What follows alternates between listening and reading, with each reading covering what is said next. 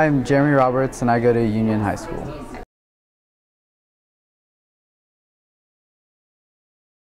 I think my parents, since I was very young, have always, since like the day I was born, one of my parents, mostly my mom, sometimes my dad, like when my mom was out of town or sick, have like read to me every day, and then until I started reading myself, and so that really gave me a love of reading, the ability to read at a high level, and that has branched out to like a love of learning overall.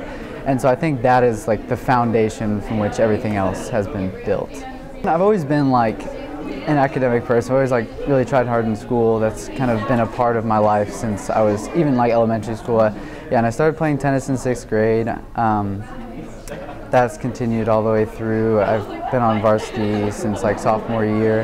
And I've also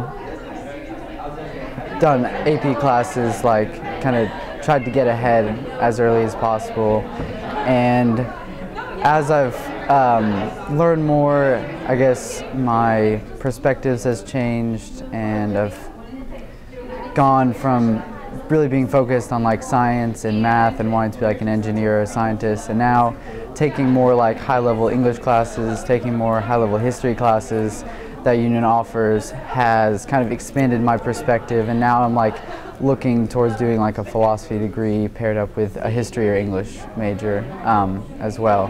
And so I think as I've tried to expand my horizons more, I've really learned who I was more in a deeper sense, I guess. I really enjoy kind of learning stuff, not always learning subjects in school, but I spend a lot of time like looking up like random like facts and stuff like that.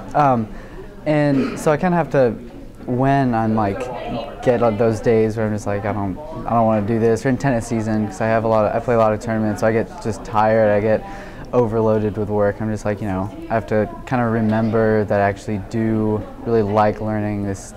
I'm going to enjoy my life more because I'm working hard now when I don't want to. So it's kind of looking forward into the future, I guess.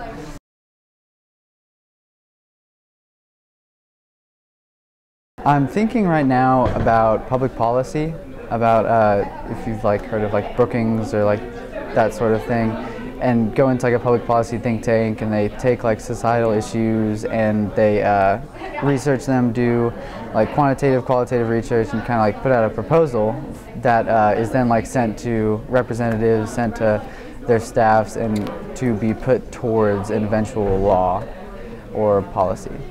My main option right now is Fordham University up in the Bronx, and I'm also waiting to see if I get into Harvard, if I can get enough money to afford Harvard, basically. But other than that, Fordham's my main choice.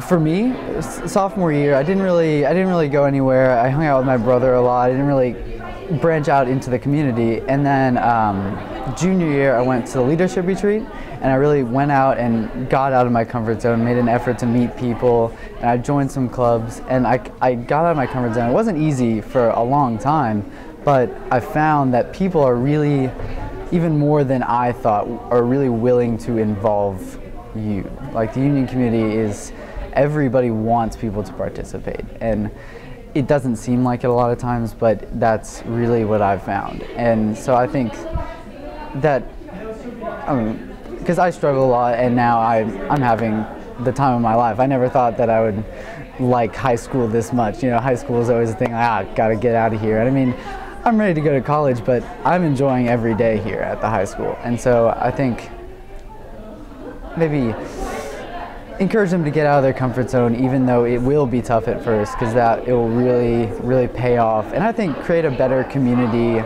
overall for everybody, if everybody's involved.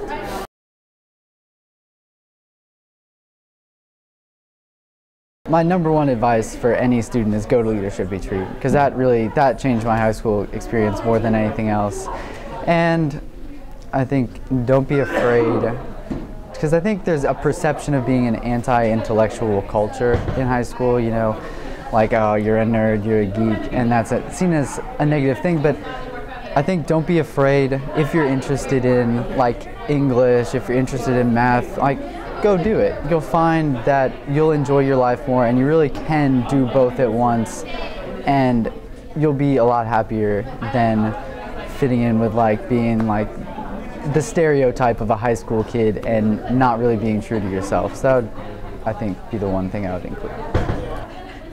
I would show them all the opportunities out inside of school to take like chemistry and physics and all like the labs it gets to, like show them like when physics goes and builds catapults and shoots pumpkins across the football field, and show them like all the labs we get to do in chemistry, which are very largely student. I mean, the teacher gives you a sheet of paper and is like, go do it, don't kill anybody. And also, I recently went to a legislative forum on education out in Broken Arrow, and that was an opportunity given to me because I enrolled in AP Government.